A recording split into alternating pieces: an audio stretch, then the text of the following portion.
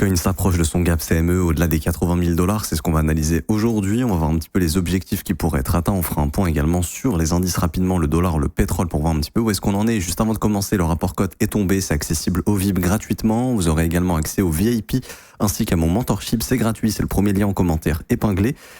Vous avez juste ici en fait à vous inscrire sur Wix via mon lien partenaire et à être actif sur la plateforme, donc à trader spot ou futur, peu importe. Une fois que ça c'est fait, vous avez juste à remplir le formulaire, c'est le deuxième lien.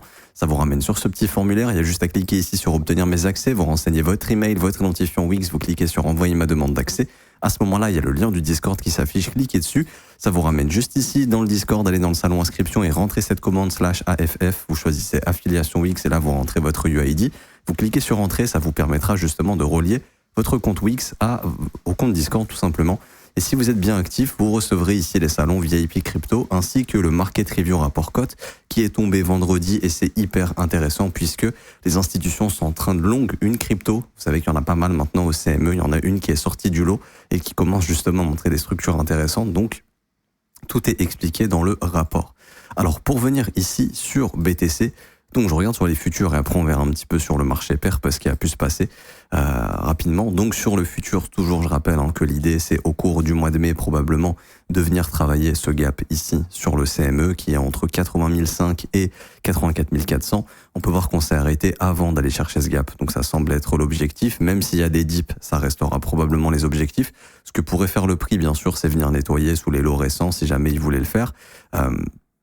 Pour venir tout simplement nettoyer un petit peu les derniers plus bas avant de continuer d'aller combler ce gap. Mais l'idée, c'est d'aller combler ce gap. Quand on regarde un petit peu au niveau de l'order flow, ce qui se passe vraiment, on voit que sur le spot, le marché est toujours acheteur. On voit que le CVD continue de monter. Donc la demande sur le spot est bien présente.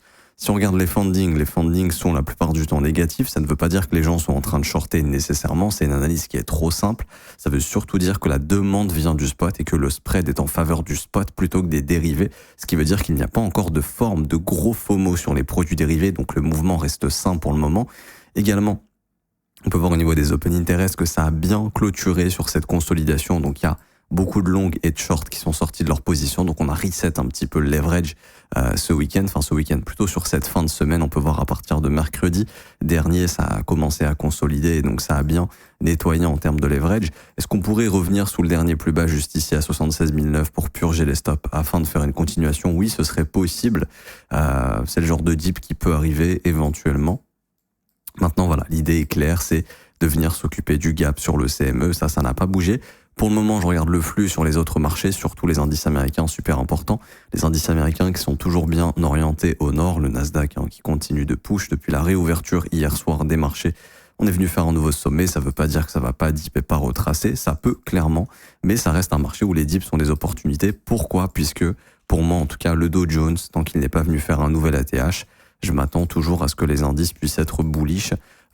Et là, on voit que le Dow Jones diverge un petit peu, mais à mon avis, il viendra récupérer les sommets de 2026, donc au-delà du sommet de février, son ATH en fait tout simplement, et tant qu'on n'est pas venu récupérer cet ATH, je m'attends à ce qu'on ait un S&P et un Nasdaq qui puissent continuer de push, et c'est toujours le cas pour le moment. On peut voir rapidement le Russell ici, qui lui aussi est sur un nouvel ATH et qui est toujours fort pour le moment.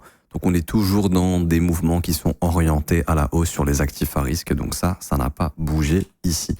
Je reviens rapidement sur le Nasdaq, on parle rapidement du dollar et du pétrole.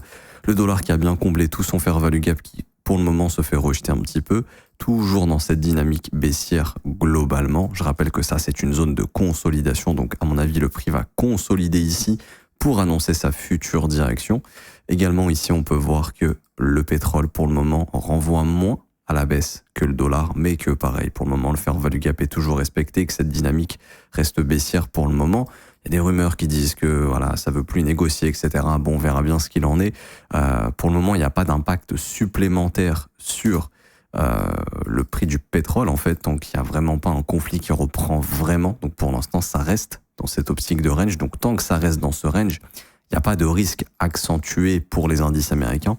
Et puis quand on regarde également aussi au niveau du VIX, pour le moment, on voit que du côté du VIX, c'est toujours bien en train de dégonfler, donc il n'y a pas de risque systémique ici sur la volatilité du marché, ce qui est plutôt pour le moment encourageant pour avoir des dips achetés sur les indices afin d'aller toujours un petit peu plus haut. Maintenant voilà, sur les indices, ça fait quand même quelques temps qu'on n'a pas atteint du plus bas daily, enfin le dernier plus bas daily c'était juste celui-ci, Donc on est sur un momentum qui est très très fort pour le moment sur les indices américains, donc faut laisser ce momentum tout simplement agir et on voit qu'on a pété la TH et qu'on se dirige même vers des niveaux d'extension potentiellement, avoir un Nasdaq à 29 002 dans les prochains, au cours de ce trimestre, franchement ce serait pas étonnant, on parle de 6-7% de hausse, ouais, si on maintient un momentum comme ça, honnêtement c'est pas impossible. Maintenant voilà, faudra s'attendre à un moment donné à des repricing de ces zones d'impulsion ici. Donc ça c'était pour un petit peu la macro globale, faut bien comprendre dans quoi on évolue, hein. Si les indices ici continuent de monter, Bitcoin viendra s'occuper de cette jambe baissière de début février tout simplement avec son gap sur le CME. Maintenant si on compare un petit peu les futures et le perp, il y a des petites différences quand même ici, hop, du coup là on peut noter, donc ça c'était le prix de clôture, on peut noter ici prise de liquidité breaker, ce qui a déclenché ce mouvement haussier. Sur le perp on peut voir qu'on est venu récupérer les stops du sommet de la semaine passée, juste ici, donc là on peut s'attendre à ce que ça vienne retracer un petit peu, mais voilà, dans l'idée pour moi c'est de se dire qu'il ne serait pas impossible, de venir nettoyer un petit peu les plus bas daily qu'on a ici. Voilà, ce serait pas déconnant, 76 000, 75 006, si on veut juste sortir un petit peu d'acheteurs ou si les indices viennent retracer un petit peu sur des stress de marché, c'est des mouvements qui peuvent arriver. Je dis pas que ça va arriver, je dis juste que c'est des mouvements qui peuvent éventuellement arriver. Ça viendrait juste en fait chasser ici, tout simplement, quelques low daily, pourquoi pas, par exemple celui-ci, 77, ou à la limite un petit peu ici, 76 100, mais c'est des opportunités de dip en fait, des opportunités de continuation, si jamais c'est amené à retracer. Là on voit clairement qu'on est parti dans le retravail de cette zone, c'est juste voilà, à ne pas exclure. Si je prends le dernier creux, ici, je trace ma petite zone de rechargement, voilà, ce serait pas déconnant de revenir dans la zone de rechargement pour construire un creux ascendant et continuer de monter par la suite pour venir s'occuper de ce gap au cours de ce trimestre. Sur les options, pour le moment, ça continue de spéculer. 80 000, ça clôture pas, ça prend pas les profits pour le moment. Toujours sur l'expiration du 29 mai. 82 000 $ également, ça ne clôture pas les positions, donc ça spécule toujours sur ces niveaux. On va regarder rapidement 84 000, il y a eu des petites clôtures ici, mais la majorité des positions restent ouvertes, donc ça spécule toujours sur 84 000 pour fin mai, ce qui correspond en fait au gap CME. Si on regarde bien, donc c'est un peu les objectifs qui sont visés ici sur le marché options. Et pour venir sur Ethereum, rapidement, hop. Donc Ether, je vous rappelle une chose avant de parler du marché perp, je regarde toujours le futures. On peut voir toujours que le fair value gap est complètement maintenu. Hop, on va prendre toute cette zone. On peut voir que c'est un signe de continuation pour continuer de travailler le gap ici sur le CME, donc qui est très large entre 2430 et à peu près 2730. C'est vraiment la zone à venir bosser. Là, on voit qu'on y est. On va, à mon avis, combler ce gap au cours de ce trimestre, probablement. Toujours dans un flux aussi ici pour le moment. Il y a des gaps, oui j'ai oublié d'en parler, mais il y a des gaps d'ouverture cette semaine, ce qu'on appelle des New Week Open Gaps sur Bitcoin et Ethereum, qui seront peut-être comblés probablement à un moment donné. Là, vous voyez le gap ici. Donc ça sera probablement comblé avant d'aller un petit peu plus haut. Mais en tout cas, tant que cette zone de fair value gap est maintenue, on s'attend à ce que ça aille plus haut. À ne pas exclure un retag de ce plus bas si jamais il y a un piège baissier pour continuer d'aller travailler ce gap. En fait, pour moi, sur ce trimestre, le marché a confirmé qu'il est haussier pour le moment. Et donc, tous les dips sont des opportunités d'aller plus haut pour combler ce gap. Donc, si jamais il y a des stress sur des niveaux comme ça, c'est des opportunités pour faire de la continuation, tout simplement. Et pour venir ici, alors ça, c'était sur le CME. Et pour venir sur le perp, même chose pour le moment, toujours cette dynamique haussière. On est dans une phase de contraction. C'est-à-dire que là, on a un triangle qui commence à se dessiner. Donc, à un moment donné, ça va résoudre cette contraction. L'idée, c'est de se dire que si jamais c'est une résolution haussière, c'est dans le mouvement, donc une continuation pour aller travailler probablement ce gap. Si c'est une résolution baissière, ce sera probablement un piège, puisque le mouvement pour moi reste haussier et que la cible n'a pas été atteinte. Pour moi, la cible, elle est claire, c'est le sommet du mois de février.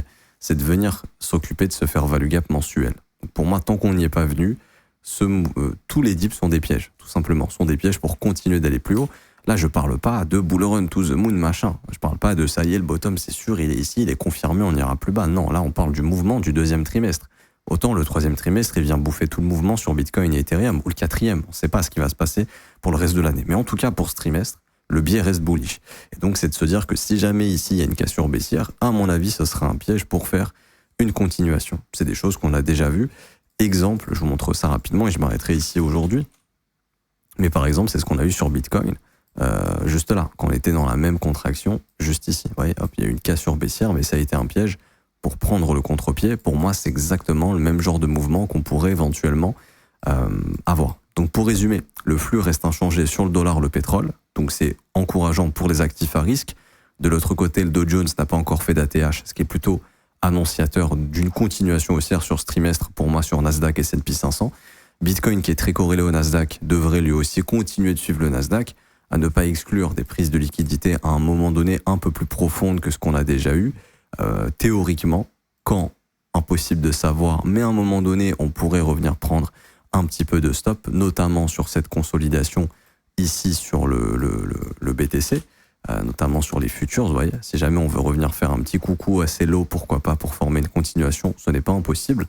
Maintenant, voilà, les objectifs clairs sont toujours au-dessus de nous, 80 500, 84 000, 85 000 même, pour venir s'occuper du gap CME, c'est ce gros rectangle ici que vous voyez, ça c'est ce qui matérialise le gap. Et puis en daily, il y a clairement des objectifs à venir bosser. Là, on voit le gap, on voit éventuellement peut-être même les fair value gap plus haut, dans les 85 et plus.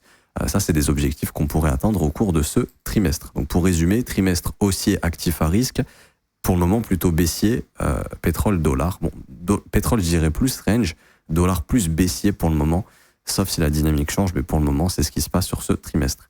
Je m'arrête ici pour aujourd'hui, j'espère que ça vous aura plu. Si c'est le cas, n'hésitez pas à bombarder les pouces bleus, vous abonner, mettre un petit commentaire. Merci à ceux qui jouent le jeu. Je vous rappelle, le rapport cote est tombé, accessible pour les membres VIP, c'est complètement gratuit. J'ai tout expliqué en début de vidéo. Je m'arrête ici, on se retrouve tout à l'heure. Ciao, ciao.